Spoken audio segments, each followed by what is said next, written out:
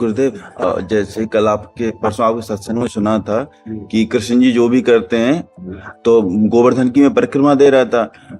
उसके बाद कृष्ण कुंड के पास पहुंचे तो मेरा पैर फिसल के आधा शरीर कुंड में चला गया था, तो दूसरे तो उन्होंने पकड़ लिया, हाथ अंदर नहीं जाने था। तो इसके बाद कोई गलती हुई थी क्या? नहीं, कोई घटना घटनी थी, भगवान ने बचा लिया आपको।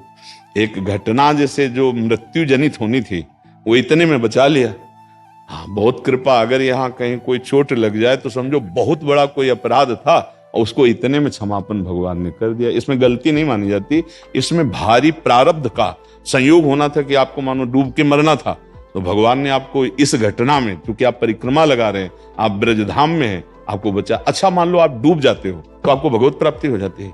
दूसरे जरूर कहेंगे कि यार परिक्रमा कर रहा था बेचारा, स्नान को गया मर गया, लेकिन आप पक्का समझना उसे भगवत प्राप्ति हो जाएगी। जो बड़े बड़े योगी जिस प्राप्ति के लिए, क्योंकि ये ब्रज है, जानबूझ के आत्महत्या करोगे तो भूत बनोगे यहां भी।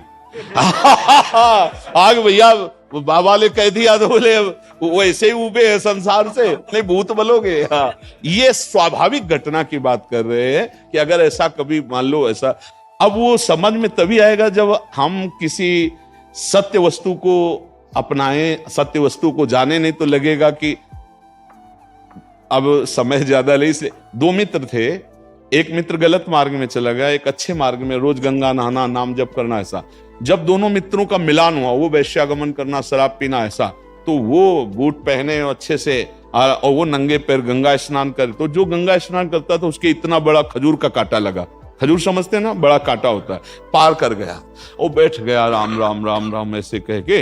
वो जब निकला तो कहा, देखा कहते थे कि ये सब नाटक है, क्या मिला तुझे? और देख मैं बहुत मौज मस्ती से चल रहा हूं। और आगे चला तो एक धूल में, ऐसे ऊंची धूल थी, ऐसे लात लगा, उसमें देखा हीरा लौट के आया। देख बोल, तेरे कांटा लगा, मुझे थैली मिली हीरे की। उसको लगा यार वास्तविक सब नाटक है, क्योंकि मैंने देखा है वैश्यागमन करता है, शराब पीता है, इसको थैली मिली हीरे की, और भजन करता हूं, राम राम बोलता हूं, गंगा नहाता हूं, खजूर का कांटा लगा।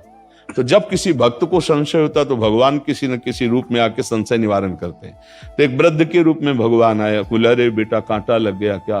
भगवान की बड़ी कृपा आपके ऊपर है। बोले आप कैसे कह सकते हैं भगवान की कृपा? ये कृपा है, कृपा तो उसके ऊपर है। देखो ना, वो हमारा मित्र जो गया, तो उनका बेटा, तुम्हें दोनों की बात याद नहीं, तुम्हें पता नहीं, इसने पूर्व जन्म में सुकृत किए हैं और अब पाप कर रहा है। ये आजीवन चक्रवर्ती सम्राट के पद का भोग करता, न बैठता तो भी वैभव होता। इसके पाप कर्म से सारे पुण्य क्षीण होते चले गए। अब ये जितनी असरफी और इसको मिली है, ये जहां इनको भोग लेगा, इसका पुण्य खत्म होगा, इसकी दुर्गति शुरू हो जाएगी। और तुमने जो पाप किए हैं सब गंगा स्नान से नष्ट हो गए। तुमको इसी क्षण सूली की सजा राजा के यहां मिलनी थी, तो खजूर के कांटे से निपट गई। भगवान के गंगा स्नान का फल हुआ सूली की सजा खजूर के कांटे, और उसको राजपद का सुख मिलना था, सारे पुण्य नष्ट हो गए, बस ये थैली भर रह गई है। इसका जहां प्रयोग करेगा तो उसके सारे पुण्य खत्म हुए, फिर इसके ऊपर पाप का, तो उन्होंने बचा लिया। नहीं तुम्हारी भक्ति में ही निष्ठा खत्म हो गई है। तो ये घटनाओं का अगर ज्ञान ना हो तो फिर अंदर से अश्रद्धा हो जाएगी। तो श्रद्धा अगर हमारी टूट जाए तो फिर हमारी भक्ति में बाधा पड़ती है। नहीं तो आप सच्ची मानिए, पैर फिसलना या चोट लगना या किसी भी तरह की हानि होना, बहुत बड़ी हानि को भगवान ने छोटे में कर दिया। क्योंकि भगवान तो सर्वज्ञ है ना। अब गिरिराज जी की परिक्रमा लगा रहे, वहां पाप कौन हो सकेगा? पाप थोड़ी कुछ बना, हमारे पाप का नाश किया गया। ये बात समझ रहे हैं? हाँ।